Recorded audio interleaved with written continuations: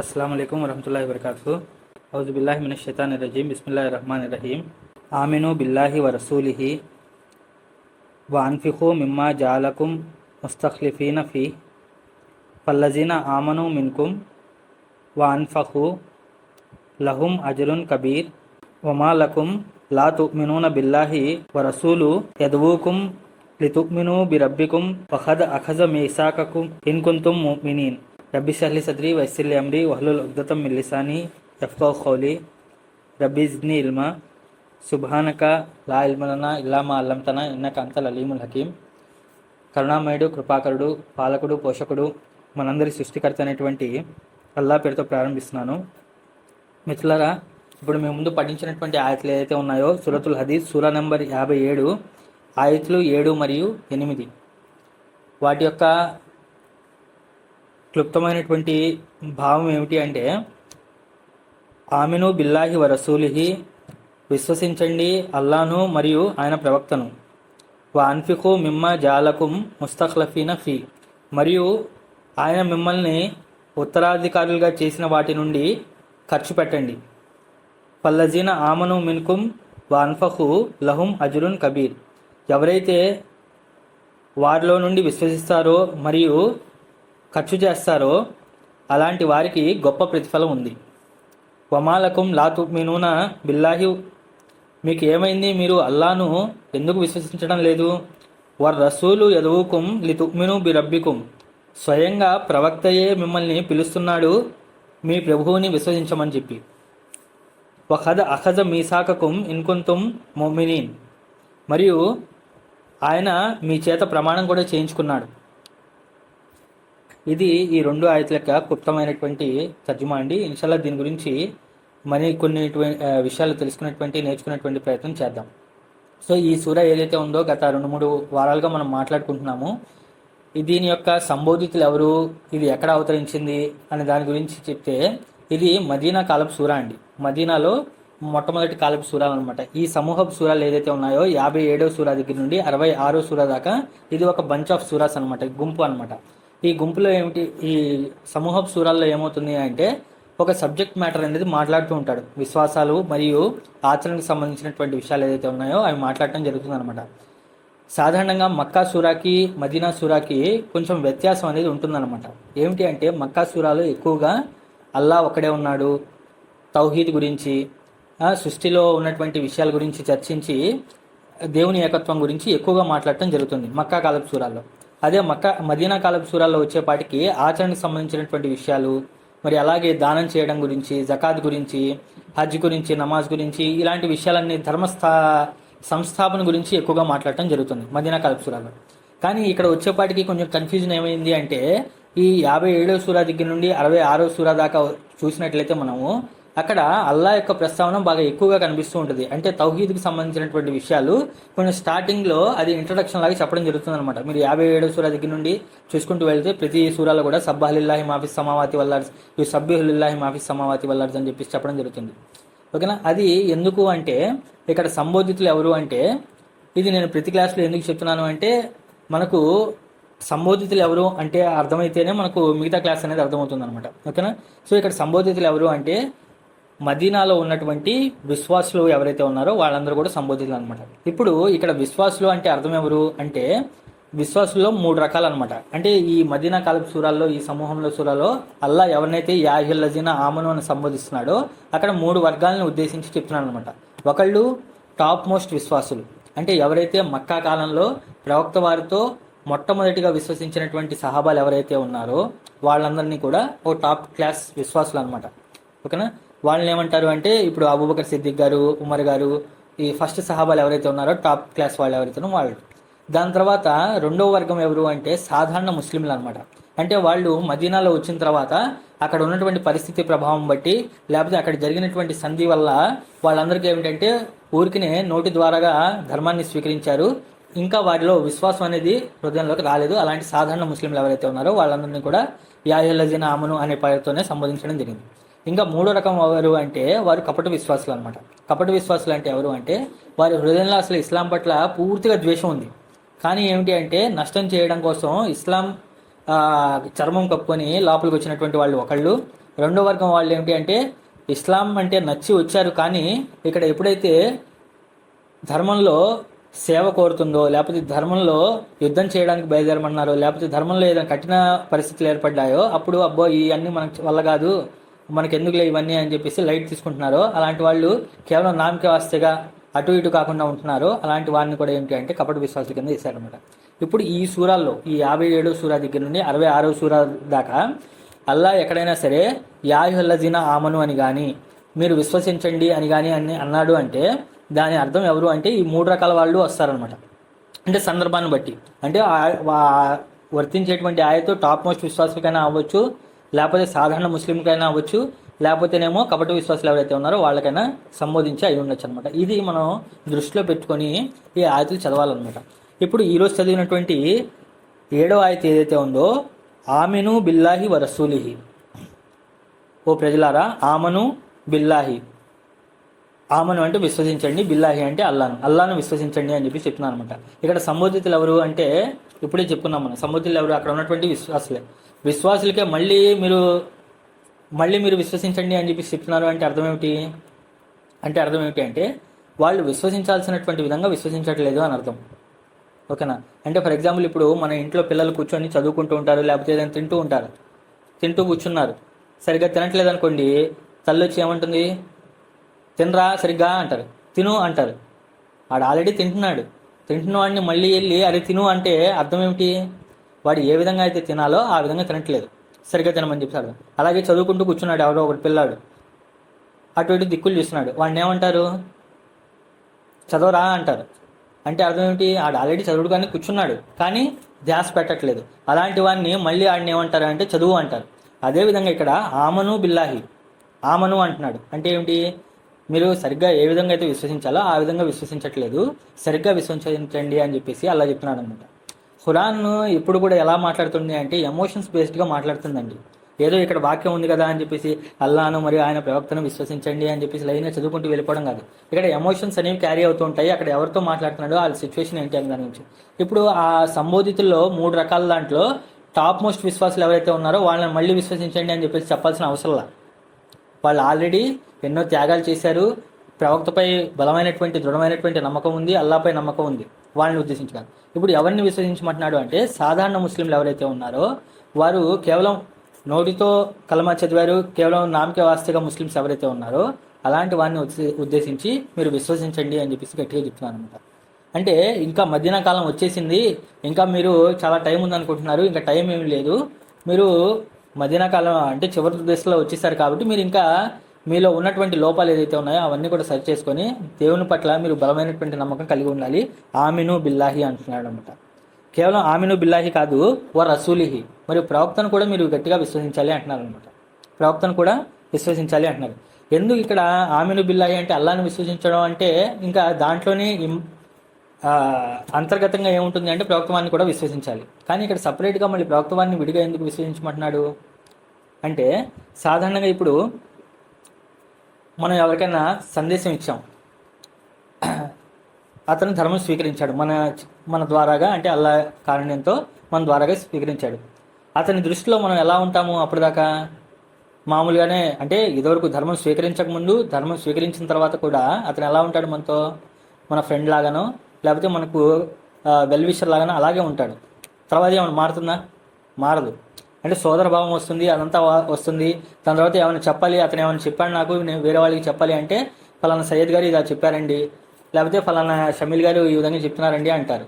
కానీ అక్కడ ఉన్నటువంటి సహాబాలకు ధర్మం స్వీకరించక ముందు మొహమ్మద్ సల్లల్లాహు అలైహి వసల్లం వారు ఒక ఎత్తు, ధర్మం స్వీకరించిన తర్వాత మొహమ్మద్ గారి ప్రస్తావన ఇంకో ఎత్తులా ఉంటుందన్నమాట. ఎందుకు అంటే ఇప్పుడు ధర్మం స్వీకరించక ముందు వాళ్ళు ఆయన్ని మొహమ్మద్ అని చెప్పేసి మామూలుగా సంబోధించేవాడు. మొహమ్మద్ మా తెలిసిన వాడు అని చెప్పి సంబోధించాడు. కానీ ఎప్పుడైతే వీళ్ళు విశ్వసించేశారో, విశ్వసించిన తర్వాత ప్రవక్త వారి స్థాయి, ప్రవక్త వారు ఏమైనా మాట చెప్పారు, ప్రవక్త వారు ఏదైనా అన్నారు, ప్రవక్త వారు ఏదైనా చెప్పారు అని చెప్పేసి చెప్పాలి అంటే ఖాలా మొహమ్మదును అని చెప్పేసి చెప్పట్లా. వాళ్ళు ఏమని చెప్తున్నారు? ఖాలా రసూలుల్లాహి సల్లల్లాహు అలైహి వసల్లం అని చెప్పి చెప్తున్నారు. అంటే ఏమిటంటే నా స్నేహితుడు మొహమ్మద్ చెప్పాడు అని చెప్పి చెప్పట్లా. ఏం చెప్పాలి వాళ్ళు? అల్లా ప్రవక్త ఈ విధంగా సెలవిస్తున్నాడు అని చెప్పి చెప్పాలి. అది రావాలి అంటే సాధారణ విషయం కాదండి.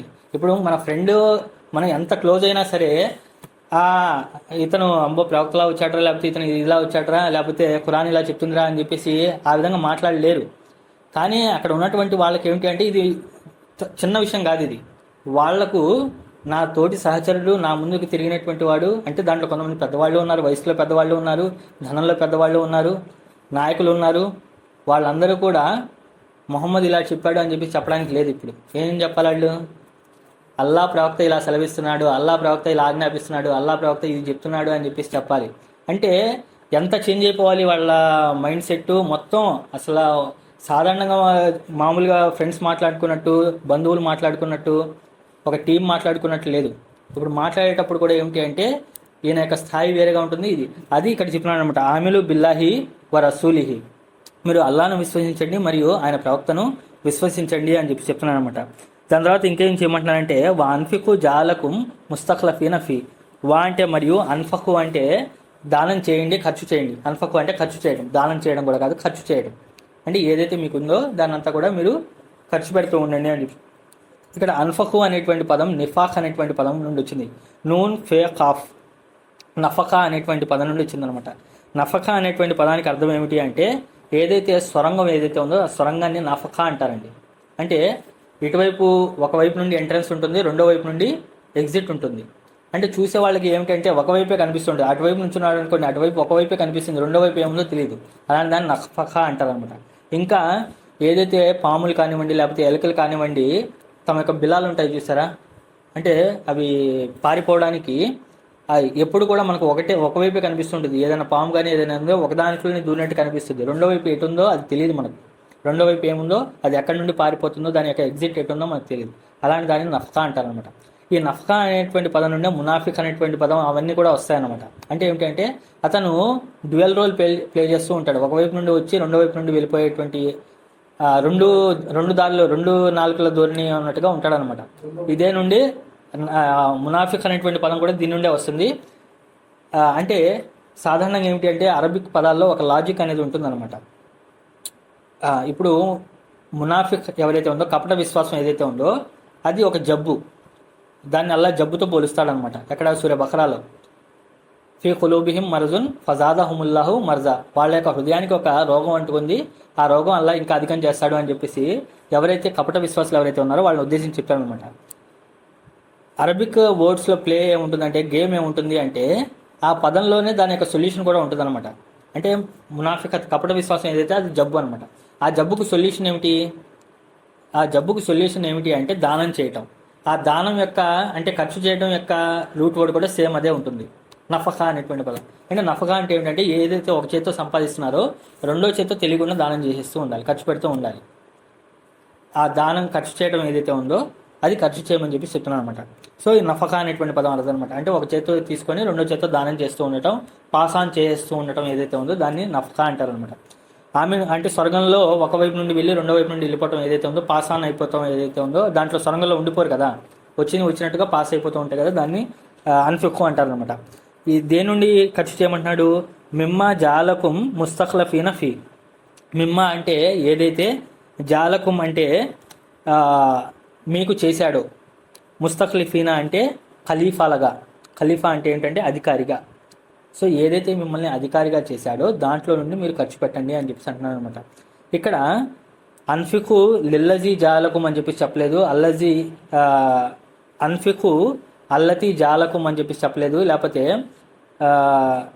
అన్ఫికు జాలకుం అని చెప్పేసి చెప్పలేదు, మిమ్మా అని చెప్పేసి చెప్పారనమాట. మా అనేది ఏదైతే వచ్చిందో ఆ మా అంటే ఏదైతే అని చెప్పేసి క్వశ్చన్ మార్క్ పెట్టాడు. అంటే ఇది మిమ్మా అనేటువంటి పదంలో ఏం సూచిస్తుంది అంటే అది అందరికీ ఒకేలా ఉండదన్నమాట. అంటే ఉత్తరాధికారిగా చేశాడు, ఖలీఫాలుగా చేశాడు అంటున్నాడు కదా, ఖలీఫాలుగా చేసింది అందరికీ డబ్బులు ఇచ్చేసి ఖలీఫాలుగా చేయలేదు. మిమ్మా అంటే మీకు ఏదైతే దేంట్లో అయితే మిమ్మల్ని ఉత్తరాధికారిగా చేశాడో దాంట్లో నుండి ఖర్చు పెట్టండి అన్నాడు.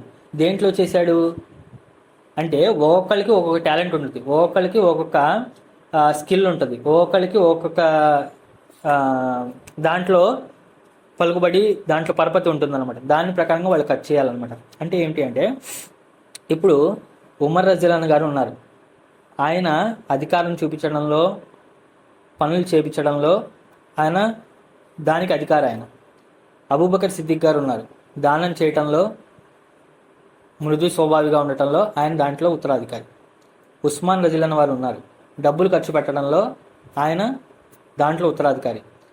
సల్మాన్ ఫార్సీ గారు ఉన్నారు, అబూజర్ గఫారీ గారు ఉన్నారు, వాళ్ళందరూ దేంట్లో చదువు చెప్పడంలో, జ్ఞానం నేర్పించడంలో దాంట్లో వాళ్ళు ఉత్తరాధికారిగా ఉన్నారు. మిమ్మా జాలకు ముస్తఖలిఫీన ఫీ అంటే దేనికైతే మీరు ఉత్తరాధికారిగా చేయబడ్డారో దాంట్లో నుండి మీరు ఖర్చు పెట్టండి అని చెప్పి చెప్తున్నాను అనమాట. అంటే ఏంటంటే ఒక్కొక్కళ్ళకి ఒక్కొక్క టాలెంట్, ఒక్కొక్క స్కిల్ అనేది ఉంటుంది. మనం దేంట్లో అయితే ఉంటామో, ఉత్తరాధికారిగా ఉంటామో, ఏదైతే అల్లా మనల్ని విడిచిపెట్టి వెళ్ళాడో దాంట్లో నుండి మనం చేయమని చెప్పి చెప్తున్నాను అనమాట. అది ఇక్కడ మిమ్మ అనేటువంటి పదం ఏదైతే ఉందో దాని యొక్క ఆ ఒక్క వర్డ్ వల్ల ఏమవుతుంది అంటే మనం దేనికి ఉత్తరాధికారంలో మనల్నే కనుక్కోమంటున్నాడు అనమాట. క్వశ్చన్ మార్క్ పెట్టాడు, మనకే పెట్టాడు. ఇక్కడ చూడండి, మీరు ట్రాన్స్లేషన్ ఏదైతే ఏముంది, ఆయన మిమ్మల్ని దేనికైతే ఉత్తరాధికారిగా చేశాడో దాంట్లో నుండి ఖర్చు పెట్టండి అన్నాడు. దేనికి ఉత్తరాధికారి చేశాడు అంటే నన్ను నేను క్వశ్చన్ చేసుకోవాలి, నేను దేనికి ఖలీఫాని. మీరు మిమ్మల్ని క్వశ్చన్ చేసుకోవాలి, మీరు దేనికి ఖలీఫా అంటే మీ దగ్గర ఉన్నటువంటి టాలెంట్ ఏమిటి, మీ దగ్గర ఉన్నటువంటి వర్ణనలు ఏమిటి, మీ దగ్గర ఉన్నటువంటి స్కిల్స్ ఏమిటి, దాన్ని బట్టి మీరు దాంట్లో మీరు రాణిస్తూ ఉండాలన్నమాట. ఓకేనా. దాని తర్వాత జాలకుం అంటే చేశాడు మిమ్మల్ని, ముస్తఖ్లిఫీనా. ముస్తఖ్లిఫీనా అంటే ఏమిటంటే ఖై లాంఫే ఖలఫ్ అనేటువంటి పదం నుండి వచ్చిందనమాట. ఖలఫా అంటే ఏమిటంటే బ్యాక్ సైడ్ అని అర్థం.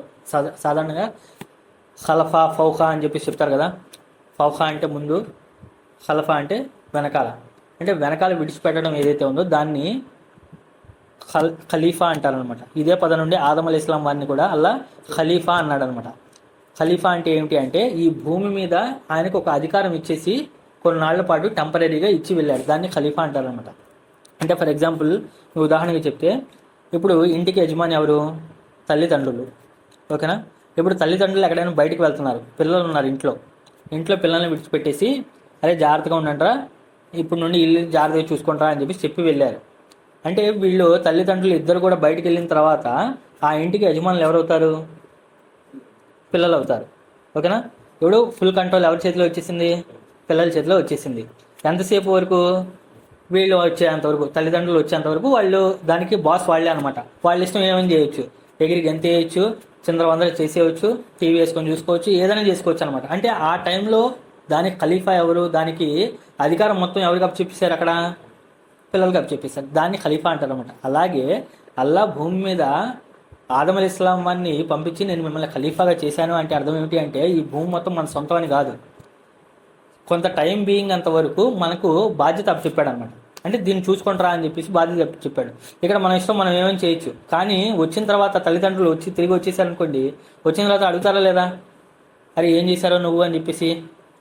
అలాగే మనల్ని కూడా మళ్ళీ తిరిగి అడుగుతాడనమాట, దీని మీద మనం ఏం చేశాము, నేను ఇంత ఫారెస్ట్ ఇచ్చాను, ఇంత వనరులు ఇచ్చాను, నేను దాని అందరినీ కూడా మీరు ఏం చేశారు అని చెప్పేసి దానికి సంబంధించిన క్వశ్చన్ కూడా ఉంటుంది అనమాట.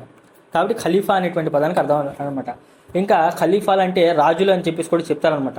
రాజుల్ని ఖలీఫా అని ఎందుకు అంటారంటే వాళ్ళు ఎల్లకాలం పరిపాలిస్తారా ఒక రాజ్యాన్ని? కొంతకాలం పరిపాలిస్తారు, మళ్ళీ విడిచిపెట్టి వెళ్ళిపోతారు కాబట్టి వాళ్ళని ఖలీఫా అన్నారు. ఓకేనా.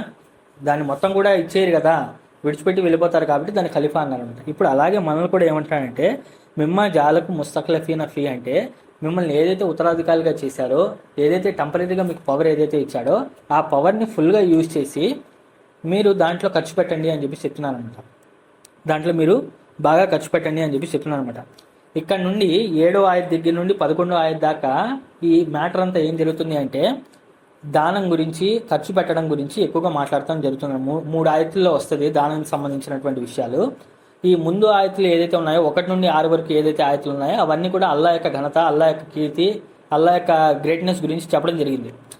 దాని తర్వాత 7 నుండి 11 వరకు రెండవ పారాగ్రాఫ్లో ఏమిటి అంటే దానం గురించి చెప్పడం జరుగుతుంది అనమాట. ఓకేనా.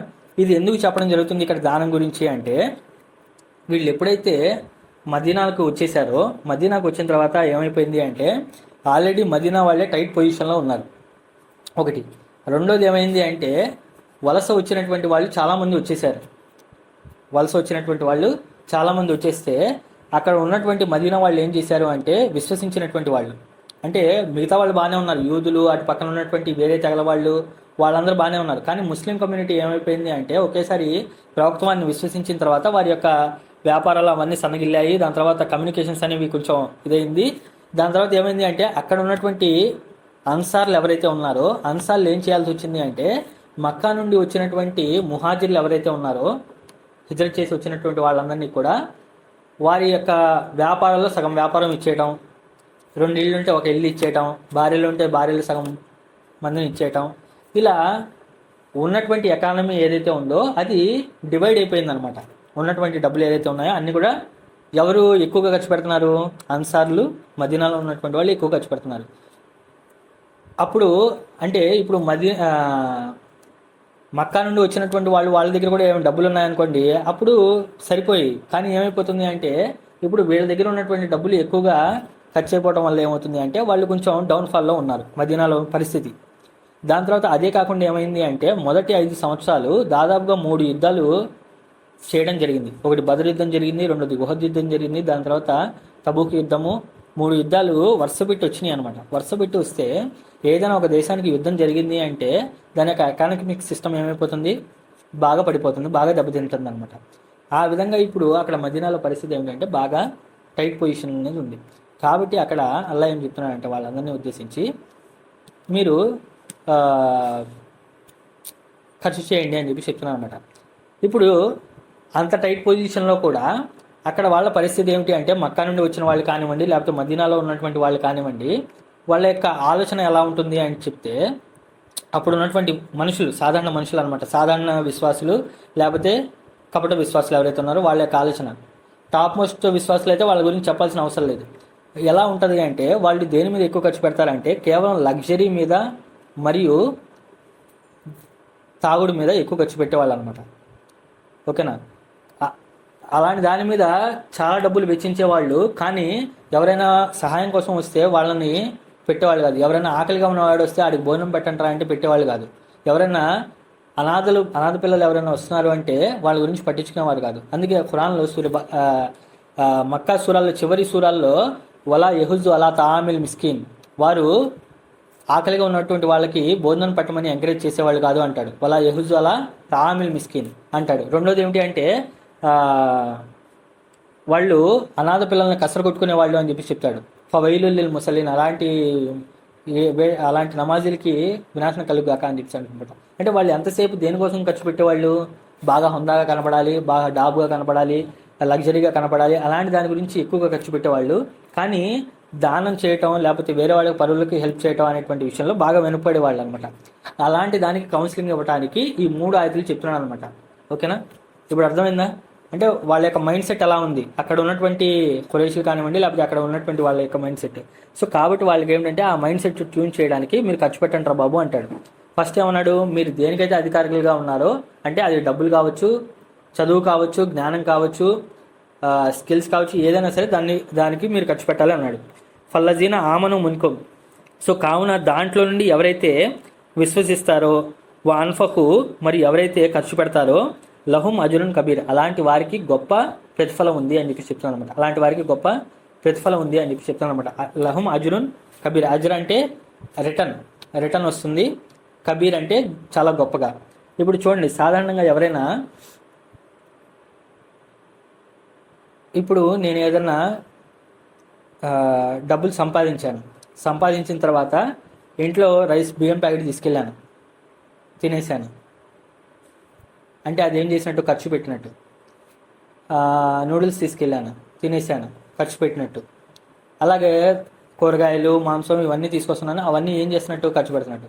అలాగే నేను ఒక 1000 రూపాయలు తీసి ఫండ్స్లో కానీ లేకపోతే ఏదన్నా లేకపోతే బైక్లో పెట్రోల్ కొట్టించుకున్నాను ఫర్ ఎగ్జాంపుల్. బైక్లో పెట్రోల్ కొట్టించుకుని ఏం చేసినట్టు? అది ఖర్చు పెట్టేసాను. కరెంటు బిల్ కట్టాను, ఏం చేసినట్టు? ఖర్చు పెట్టినట్టు. అవి ఏంటి? అవి లెక్కలోకి రావు. కానీ ఒక 1000 రూపాయలు తీసి నేను ఏదైనా ఒక వ్యాపారంలో కానీ లేకపోతే ఏదైనా ఒక ఫండ్స్లో కానీ పెట్టాను నేను, అంటే దాన్ని ఏం చేసినట్టు? నేను పెట్టుబడి పెట్టినట్టు. ఏం చేసినట్టు? నేను పెట్టుబడి. ఒకటి ఖర్చు పెట్టడం ఒకటి ఉంటుంది, రెండోది పెట్టుబడి పెట్టడం ఉంటుంది. ఇప్పుడు నేను ఏదైతే బండిలో పెట్రోల్ వేసుకున్నానో అది నాకు తిరిగి ఏమైనా వస్తాయా? నాకు బండిలో పెట్రోల్ వేసుకోవడం ఏదైతే ఉందో అది లయబిలిటీ అనమాట. అది ఖర్చు పెట్టినట్టుగా అలా వెళ్ళిపోతుంది, దానిలో నాకేం తిరిగి రాదు. కానీ ఈ 1000 రూపాయలు ఏదైతే నేను వ్యాపారంలో పెట్టానో ఏమవుతుంది అది? అయితే దానికి లాభం వచ్చి 100 రూపాయలు ఎక్స్ట్రా రావచ్చు, లేకపోతే నష్టం వచ్చి 100 రూపాయలు తక్కువ రావచ్చు. పెట్టుబడి పెట్టినప్పుడు దాంట్లో ఏమవుతుంది అంటే దానికి ఎంతో కొంత రిటర్న్ అనేది వస్తుంది అనమాట, ఖర్చు పెట్టిన దానికి రాదు. ఇక్కడ అన్ఫిక్కు అంటే ఖర్చు పెట్టడం అన్నాడు, కానీ దాన్ని ఆ ఖర్చు పెట్టడాన్ని అల్లా ఎలా మార్చేశాడు అంటే పెట్టుబడి కింద మార్చాడు.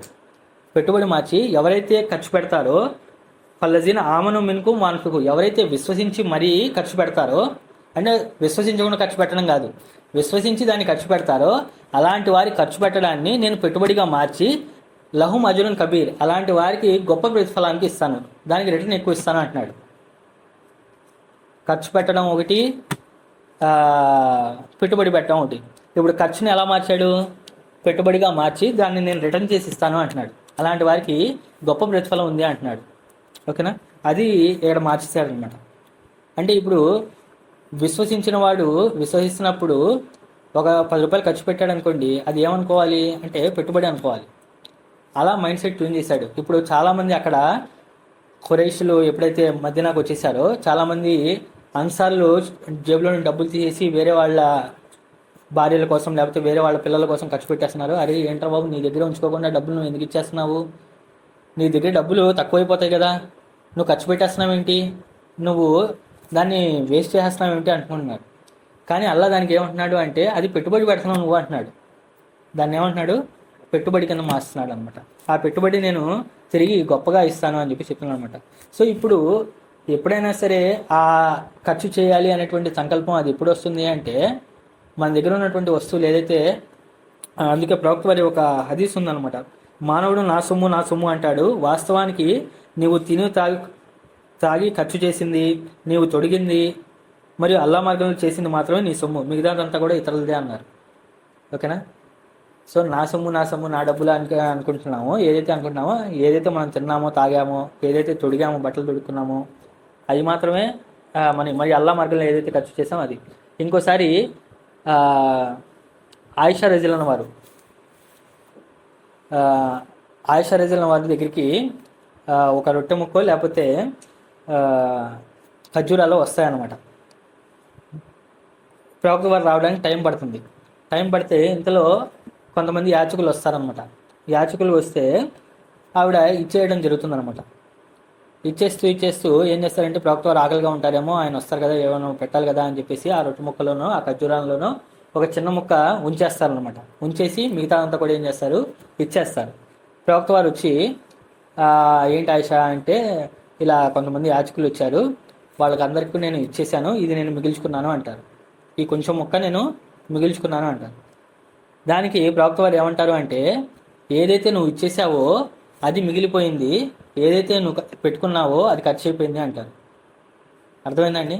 ఏదైతే నువ్వు వాళ్ళకి ఇచ్చేసావో, యాచకులు ఎవరైతే వచ్చారో వాళ్ళు తీసుకెళ్ళిపోయారో అది మన కొరకు మిగిలిపోయింది. అంటే అది ఎక్కడ ఇన్వెస్ట్ అయిపోయింది? పరలోకంలో ఇన్వెస్ట్మెంట్ అయిపోయింది. ఏదైతే నువ్వు మన కోసం పెట్టుకున్నావో అది నిజంగా ఖర్చు అయిపోయింది, వేస్ట్ అయిపోయింది అంటున్నారు. అది ఆ విధమైనటువంటి మైండ్ సెట్ అనేది చేశారనమాట. కాబట్టి ఆ విధంగా ఖర్చు చేయండి అని చెప్పి చెప్తున్నాను అనమాట. దాని తర్వాత ఒక అయితే అయింది 34, ఇంకా 5 minutes ఉంది. దాని తర్వాత ఇది 7వ ఆయత దగ్గర నుండి 11వ ఆయత దాకా ఒక గ్రూప్గా జరుగుతుందనమాట. 8వ ఆయతలో ఏమంటారంటే వమాలకుం లా తుమినూన బిల్లాహి వరసూలిహి.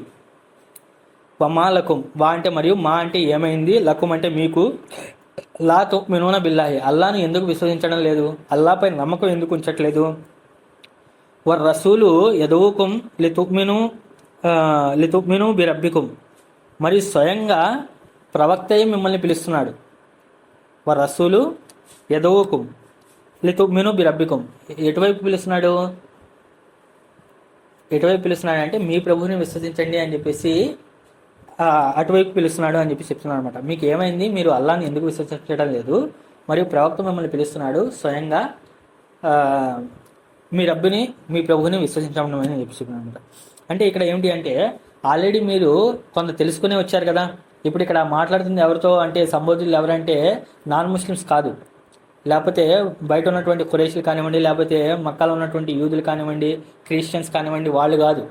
ఇక్కడ ఉన్నటువంటి వమాలకం లా తుమిను బిల్లాహి అంటే అక్కడ సంబోధితులు ఎవరు అంటే అక్కడ ఉన్నటువంటి విశ్వాసులే. ఈ విశ్వాసుల గ్యాంగ్కి చెప్తున్నాను అనమాట. మీరు ఏమైంది మీకు? మీరు ఎందుకు అల్లాపై నమ్మకం ఉంచట్లేదు? ఎందుకు ఉంచట్లేదు మీరు? రసూలు ఎదువుకుం, స్వయంగా ఇక్కడ చూడండి, యదవూన రసూలు అని చెప్పేసి కూడా చెప్పచ్చు. యదవూన రసూలు ఇలా రబ్బికుం అని కూడా చెప్పచ్చు. కానీ అలా చెప్పకుండా ఎలా చెప్తున్నారంటే రసూలు యదవుకుం రబ్బికుం అన్నారు. అంటే ఇస్మే జుమ్లియా, ఇస్మే జుమ్లే ఫేలియా, జుమ్లే ఇస్మియా కింద మార్చారనమాట. అంటే ఏంటంటే ఫస్ట్ ఎవరి పేరు వచ్చింది? రసూల్ పేరు వచ్చింది. అంటే జుమ్లే ఇస్మియా అయింది అనమాట. అంటే ఇస్మ్తో స్టార్ట్ అయింది అనమాట. ఇలా ఇస్మ్తో స్టార్ట్ అయింది అంటే అర్థం ఏమిటి అంటే దానికి వజన్ అనేది, దానికి ఇంపాక్ట్ అనేది ఎక్కువ ఉంటుంది అనమాట. ఎందుకు అయిందంటే ఇప్పుడు యదవున రసూలు అన్నారనుకోండి, అంటే పిలుస్తున్నాడు ప్రవక్త అల్లా వైపునకు అన్నాడు అంటే దానికి వెయిట్ ఉండదు. అంటే పిలుస్తున్నాడు ప్రవక్త యొక్క పని కాబట్టి ఆయన పిలుస్తున్నాడు ప్రభువు వైపునకు అన్నారు. కానీ ఇక్కడ రసూలు యదవుకుం అన్నాడు అంటే ఏమిటి అంటే స్వయంగా ప్రవక్తయే పిలుస్తున్నాడు. పిలిచేది ఎవరో ముజిబుర్ రెహమాన్ పిలుస్తున్నాడు, లేకపోతే సాధారణ సహాబీ పిలుస్తున్నాడు, లేకపోతే సాధారణ సెకండ్ గ్రేడ్ విశ్వాసియో లేకపోతే బయట వ్యక్తి పిలిచేడు కాదు. స్వయంగా చిట్ట చివరి దైవ ప్రవక్త మిమ్మల్ని పిలుస్తున్నాడు. పిలిచేటువంటి వాడు ఎవడు? స్వయంగా చిట్ట చివరి ప్రవక్త మిమ్మల్ని పిలుస్తున్నాడు. అలాంటి పిలిచేటువంటి పిలుపు విని కూడా మీరు ఎందుకు విశ్వసించడం లేదు? అది కూడా పిలిచేది ఎవరి వైపునకు? బి రబ్బికుం, మీ ప్రభు వైపునకు పిలుస్తున్నాడు. అతనేదో సొంతగా తన ప్రభు వైపునకు, లేకపోతే తన అల్లా వైపునకు, లేకపోతే మా దేవుడిని నమ్మండి అని చెప్పి చెప్పట్లా. మీది ప్రభు ఎవరైతే ఉన్నారో మీ ప్రభువుని మేము విశ్వసించండి, ఆయన మీకు ప్రతిఫలం ఇస్తాడు అని చెప్పేసి ఆ విధంగా మీ ప్రభు వైపు పిలుస్తున్నప్పుడు మీరు ఎందుకు విశ్వసించడం లేదు అంటున్నాడు. దాని తర్వాత వహద్ అఖజ మీసాకుకుం ఇన్కుంతుం ముమినీన్, మరియు ఆయన మీతో ప్రమాణం కూడా చేసుకున్నాడు కదా, ఇన్కుంతుం ముమినీన్, ఒకవేళ మీరు విశ్వాసులే అయితే. ఈ విశ్వాసం ప్రమాణం ఎప్పుడు తీసుకున్నారు? ప్రవక్త ముహమ్మద్ సల్లల్లాహు అలైహి వసల్లం వారు మదీనాకు వచ్చే ముందు మక్కాలో ఒక రహస్య సమావేశం జరుగుతుందన్నమాట. ఏమని జరుగుతుంది? ఇక్కడ నుండి నేను మదీనాకు వచ్చేస్తే నా యొక్క ప్రాణానికి, నా యొక్క దీనికి మీరే రక్షణగా ఉండాలి, మీరందరూ కూడా నాకు సెక్యూరిటీగా ఉండాలి. అలాంటి కాని పక్షంలో నేను తిరిగి వచ్చేస్తాను అని చెప్పేసి ఆ ప్రమాణం అనేది తీసుకుంటారు. వాళ్ళందరూ కూడా బాగా ఆలోచించి మరే మదీనా వాళ్ళందరూ కూడా, అంటే మదీనాలో విశ్వాసులు ఎవరైతే ఉన్నారో వాళ్ళందరూ బాగా ఆలోచించి అర్థం చేసుకునే వాళ్ళు ప్రవక్తవాన్ని రప్పించిన తర్వాత కూడా ఇక్కడికి వచ్చిన తర్వాత కూడా మళ్ళీ నేను అమ్మో ఇంత ఇస్లాం అంటే ఇంత నేను శాంతి అనుకున్నాను, ఇక్కడ శాంతి లేదు, ఎప్పుడు కూడా టఫ్గా ఉంటుంది, ఎప్పుడు కూడా యుద్ధం చేయమంటున్నారు, లేకపోతే ఖర్చు చేయమంటున్నారు, ఇన్ని విషయాలు చెప్తున్నారు, ఏంటి ఇది నా వల్ల కాదు అని చెప్పేసి వెనకాడికి చేయకూడదు. అది మీరు ప్రమాణం చేసే కదా మీరు వచ్చింది, మీరు అన్నీ తెలుసుకునే కదా వచ్చింది అని చెప్పేసి ఇది ఒకటి. రెండోది ఒకటి మీసాకకుం అంటే ఏంటి అంటే ఆల్రెడీ మనం ఆలమే అర్వాలో అల్లా దగ్గర మనం ప్రమాణం తీసుకుని వచ్చాం. ఏమని? అలస్తు బిరబ్బికుం అంటే ఏమి నేను మీ ప్రభువుని కాదా అంటే ప్రభువుని అని చెప్పేసి చెప్పామన్నమాట. అక్కడ అలస్తు బిరబ్బికుం ప్రమాణంలో ఒక చిన్న పాయింట్ ఒకటి ఉందండి. అదేమిటి అంటే ఇప్పుడు ఎవరైనా రోడ్డు మీద వెళ్తూ నేను డాక్టర్ని కాదా అన్నాడు అనుకోండి, మనం ఏమంటాం? నువ్వు డాక్టర్ అయితే ప్రూఫ్ ఏమిటి అంటాం లేదా? అంటే సాధారణంగా ఎవడైనా అడిగాడు నేను డాక్టర్ని అన్నాడు అంటే ఏమడుగుతాం మనం? ప్రూఫ్ ఏంటి, నీ హాస్పిటల్ ఎక్కడ, నువ్వు ఏం డాక్టరు, దేంట్లో డాక్టర్ నువ్వు అని చెప్పి అడుగుతాం. అలాగే అలస్తు బిరబ్బికుం అని చెప్పేసి అలా అడిగినప్పుడు మనం ఏమని ఉంటాం? అది వన్ టైం ఒక క్వశ్చన్ ఒక ఆన్సర్ కాదు అక్కడ జరిగింది.